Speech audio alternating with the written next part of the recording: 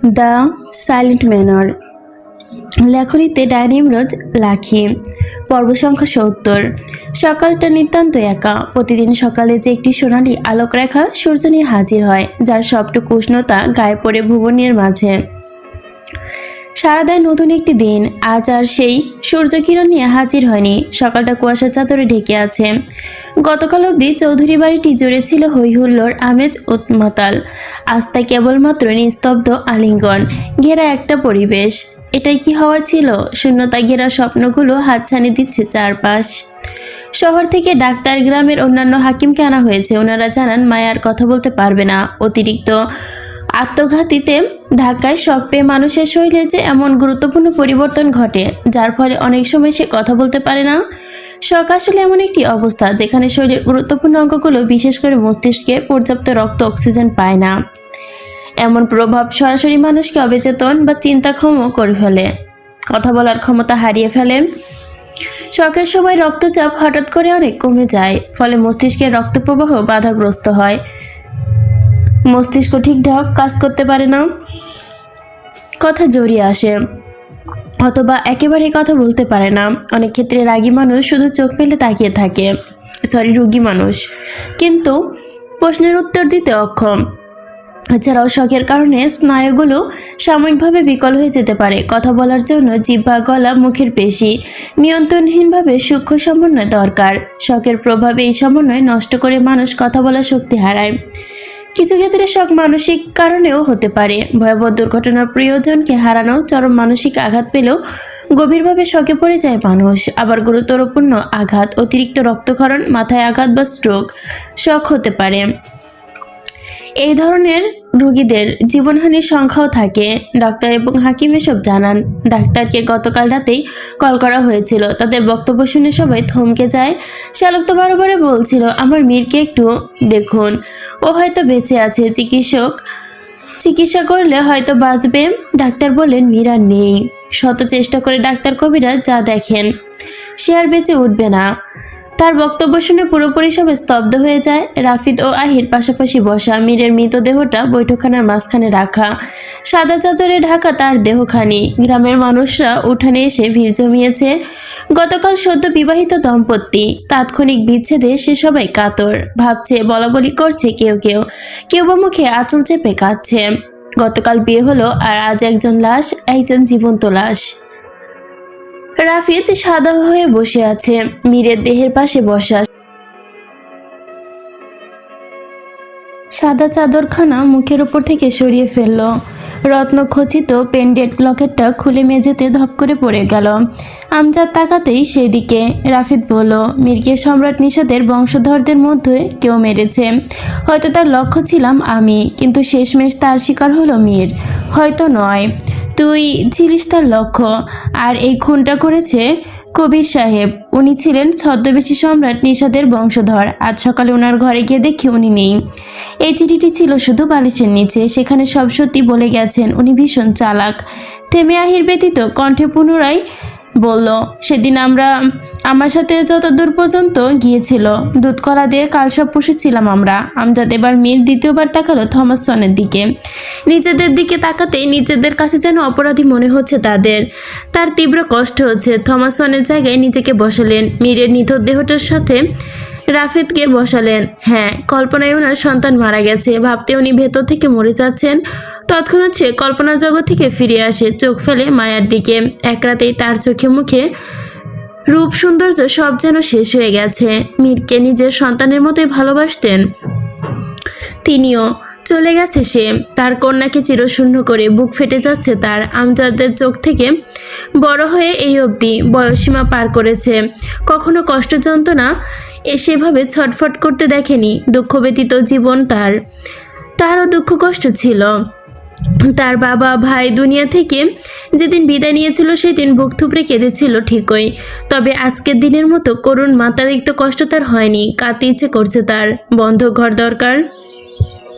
সেখানে বসে কাঁদলে তার কান্না কেউ শুনতে পাবে না, গ্রামবাসীরা দেখবে না। সবার সামনে কাঁদলে বাচ্চাপনামও লাগবে যে। আমজাদ মাথাটা দুদিকে হালকা করে নাড়ালো। চোখের অজস্র জল, এক ফোঁটা জল ছিটকে পড়ল ছড়িটা হাত দিয়ে ধরলো। সচরাচর ছড়িতে ভর দিতে চলেন না তিনি, আজ ভর দিলেন। শরীরের শক্তি যেন গতকাল রাতে ফুরিয়ে গেছে। বুলবুলকে দেখলেন, মীরকে। বাড়ি ফিরেছে বেশ কিছুক্ষণ হয়নি, কিন্তু চৌহদ্দি গ্রামের পার হতেই ভেতরে প্রবেশ করতে তখনই বাড়ি ভর্তি মানুষ দেখে চোখ ছানা পড়া। ঘরে ঢুকে সাদা চাদরে কাউকে ঢেকে রাখা দেখলো। বুকের ভেতরটা ছ্যাদ করে উঠল। শালুকের পাশে বসেছিল বুলবুল আস্তে ধীরে কাঁপা কণ্ঠে জিজ্ঞেস করে, কে মারা গেছে? শালুক জবাবে শুধু নীরবে মীরের লাশটির দিকে তাকিয়ে থাকে। চোখ ফুটে যেন বুড়ো কুচকে তার। বুলবুল আরো কিছু বলবে, জবাব দিতে পারল না। চাদরটা তুলে মীরকে দেখলো। মীরকে দেখেও দূরে ছিটকে সরে গেল। কান্না শুরু করে দিয়েছিল। মীর এ বাড়িতে আসার পর থেকে তার পেছনে পড়ে থাকতো। এটা ওটা দিয়ে ভয় দেখিয়ে টাকা চাইতো। সবসময় মীরের ওপর নজর রাখতো, যা সবটাই ছিল ওর আর মীরের খুনসুটির একটিমাত্র অংশ। মসজিদ থেকে মৌলভী সাহেব এসেছে। তিনি আমজাদের দিকে এগিয়ে যায়, বলেন লাশ বেশিক্ষণ রাখা ঠিক হবে না, যত দ্রুত দাফন দিবেন ততই উত্তম। আপনি বলে কবর খোঁড়ার ব্যবস্থা করি, লাশ কাটতে হবে। দুজন অনুচরকে বলেই, সরি, বাঁশ কাটতে হবে, এখানে হয়তো টাইপিং মিস্টেক হয়েছে। দুজন অনুচরীকে বড়ই পাতা গরম পানি করার জন্য বলল। আমজাদ তাকালো মৌলবীর দিকে। তার চেহারাটা কেমন বিমর্ষ দেখাচ্ছে, চোখ জোড়া টকটকে লাল। মেঝেতে পড়ে মীরের দিকে তাকিয়ে বললেন, আপনি ব্যবস্থা করুন। কথাটা শুনলো শালুক, মাথা তুলে আমজাদের দিকে তাকালো। তার মীরকে মাটির ঘরে একা ফেলে আসবে, আর আসবে না তার কাছে। মীর ফিরবে না, চলে যাবে চিরতরে। ভাবতেই শালুক প্রতিবার মরে যাচ্ছে। কেবল তার দেহটা বাড়ির কোণে পড়ে রয়েছে, চোখে তার অসিক্ত জল। বেলা গড়াচ্ছে। একদল কবর খোঁড়ায় কাজ সম্পন্ন করে, একদল বাঁশ কেটে কুটে সম্পূর্ণ করে সাজাচ্ছে। বুলবুল বাজার থেকে কাফনের কাপড় কিনে এনেছে, আতর সুরমা শেষ বিদায় সাজে যা দরকার। আজ যেন মীর আরেকবার পূর্বের দিনের মতো সাজতে চলেছে। বুলবুল কাঁদতে কাঁদতে তখন বাজার থেকে ফিরে, তখনই গত পরশু সন্ধ্যায় মীর ওর সাথে একটি দুঃস্বপ্ন নিয়ে আলোচনা করে। জানিস বুলবুল, আমি একটি স্বপ্ন দেখেছি। এই বাড়ির বিয়ের আয়োজন চলছে, অথচ আমি কারো শেষ বিদায়ের আয়োজন দেখছি। কথাটা যেন বুলবুল তার চারপাশে প্রতিধ্বনিত হতে শুনল। বুলবুল চোখ মুছে সামনে নিল নিজেকে। মীরকে গোসল করাবে, বড়ই পাতা গরম পানি করা হচ্ছে। একদল লোক মীরের লাশ নিয়ে লাশ ঘরে প্রবেশ করে। শালুক তা দেখে লাফিয়ে পড়ল মীরের ওপর। তাকে কিছুতেই নিতে দিবে না। তার কান্নার শব্দে চারপাশটা দোল দিল। তৃষ্ণা, গৌরী, সাহারা, তারা সামলালো শালুককে। শালুক মীরকে ছাড়ছে না তো ছাড়ছে না। গৌরী ওরা খুব কষ্টে শালুককে সরালো। মসজিদ থেকে নিয়ে আসা হয়েছে খাটিয়া। মীরকে চিরতরে বের করা হলো। এই যে সে বের হলো, আর কোনোদিন ফিরবে না, ফিরতে পারবে না এই ঘরে। তাকে নিয়ে যাওয়ার আয়োজন চলছে একান্তই তার ঘর থেকে। কিছু লোক মিলে মীরকে পর্দা ঘেরা স্থানে নিয়ে গেল। তৈরি হলো গোসল করানোর জন্য। উষ্ণ গরম জলে তাকে পুরো শরীর ধুয়ে মুছে সাফ করা হলো। মীরের শেষ আয়োজনটি দূর থেকেই দেখলেন থমাস। একজন বাবার চোখে সামনে সন্তানের মৃত্যু দেখা বড়ই কষ্টদায়ক। আমজাদ সোফা ছেড়ে উঠে দাঁড়ালো। আস্তাকে ছড়ি এবং বুলবুলের সাহায্যে দাঁড়াতে হচ্ছে। শালুকের কাছে যাবেন, সে পুরোপুরি ভেঙে পড়েছে। মীর বিদেশে ফিরে যাবে বলে শালুক কষ্ট পেত। খুব করে চাইতো মীর যেন গ্রামে থাকে, কাজ ছাড়া না হয়। আর সেই মানুষের চিরতরে চলে যাচ্ছে, কিভাবে সামলাবে সে নিজেকে?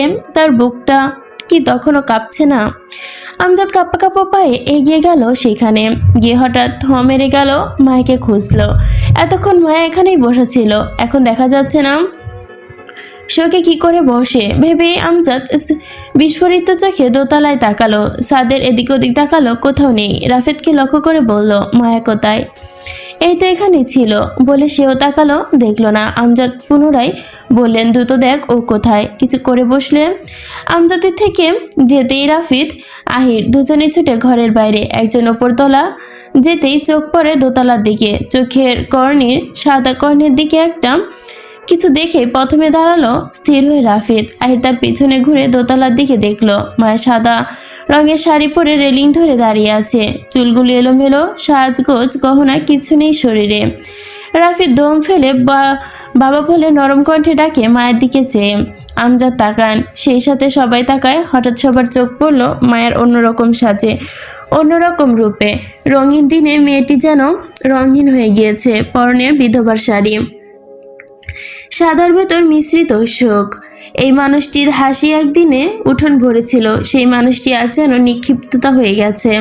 তার হাসি জায়গায় বসেছে গভীর অনুশোচনা, অচেনা শূন্যতা। চোখ দুটো অবেশ হয়ে আসছে তার, সব দেখার শক্তি যেন হারিয়ে ফেলেছে।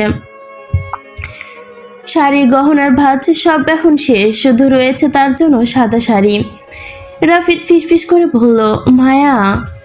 সে মায়া বলতেই মায়া উদ্ভটের মতো দৌড়ছুরি করে ঘরের মধ্যে। ঘরে ঢুকে দরজা দপট করে লাগিয়ে দিল। ঘরের ভেতরে স্মৃতি ঘেরা সেই ইট পাথরের দেওয়াল ঘেঁষে বসে পড়ল। মন খুলে কাঁদছে। মীর তার গায়ের গন্ধটা এখনও তার হাতে মিশে আছে, অথচ মানুষটি নেই। সে ভাবতে পারছে না তার শরীরটা ঝিম মেরে যাচ্ছে। মীর আদ্রিয়ানের নাম করে দুটো চিঠি পাঠিয়েছিল, একটা পড়েছিল, একটা এখনো পড়েনি। চিঠির কথা মনে পড়তেই বসা থেকে উঠে খাটের দিকে গেল। বালিশের নিচে থেকে চিঠিটা বের করে কাপা হাতে খুলল চিঠিটা, সস্বরে উচ্চারণ করে পড়তে শুরু করলো। চোখ বুলিয়ে নিল, মনে মনে পড়তে শুরু করলো। প্রিয় মায়াবতী, আমি আদ্রিয়ান ওরফে মীর জাফনসন। চিঠি শুরুতে অদ্ভুত শব্দ, তাই না? অদ্ভুত। আমার জীবনের প্রতিটা অধ্যায়গুলোই এই বিষময় শব্দে ঘেরা। আমার জীবনটা বড্ড অন্ধকারে বিষগ্ন, প্রতিটি মুহূর্ত কাটে অন্ধকার কুঠুরিতে। ভাবছো এই অন্ধকারের রহস্য কি? আমার মা। যবে থেকে জানতে পেরেছি আমার মা নেই, সেদিন থেকে আমি মীর বেলাগাম।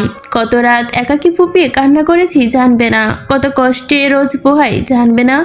এতিম হওয়ার কষ্ট সেই বুঝে যে কিনা এতিম। আমার সব আছে, বাড়ি গাড়ি টাকা পয়সা, বাবা আছেন, বড় ভালোবাসেন আমাকে, ছোট্ট থেকে ভালোবেসেই আসছে। ছোট মা আমাকে অনেক ভালোবাসেন, তবুও যে খামতি থেকেই যায়, আর সেই খামতিটাই হচ্ছে আমাকে খুব জ্বালাতন পোড়াতন করে, বুঝছো? দিন সময় এভাবে পার হতে লাগলো। তুমি আমি ছোট থাকতেই ছোট, মা ঠিক করে বড় হতে আমি যেন তোমাকে আমার বউ করি। ভালোবাসা উপলব্ধি করার সময়ে মায়ের নামটি প্রথম উচ্চারণ করি। তোমাকে পেতে ছুটে আসি দেশের মাটিতে। আর সেদিনই আমি তোমাকে প্রথম দেখি। গহীন বনে আমার বাঁশির সুর তোমায় ছুটে নিয়ে আসে, মুহূর্তে আমার শিহরণ জাগিয়ে তুলেছিল, ঢেউ তুলে দিয়েছিল আমার হৃদয়ে। আমার অন্ধকার জীবনে তোমার আগমন ছিল চন্দ্র সূর্যের মতোই আলোকিত। সেই আলো ধরেই বেরিয়ে আসি নিস্তব্ধ নিষাদ ভরা জীবনটাতে। তোমাকে দেখে ছুটতে এসেছিলাম পাগলের মতো। সেদিন আমি তোমাকে দেখে আবার নতুন করে প্রেমে পড়েছিলাম তোমার। আমার মায়াবতী, তোমার মায়াতে জড়িয়ে থাকতে চাই চিরকাল। আমার ভালোবাসা, তোমার ভালোবাসাতেই মরতে চাই।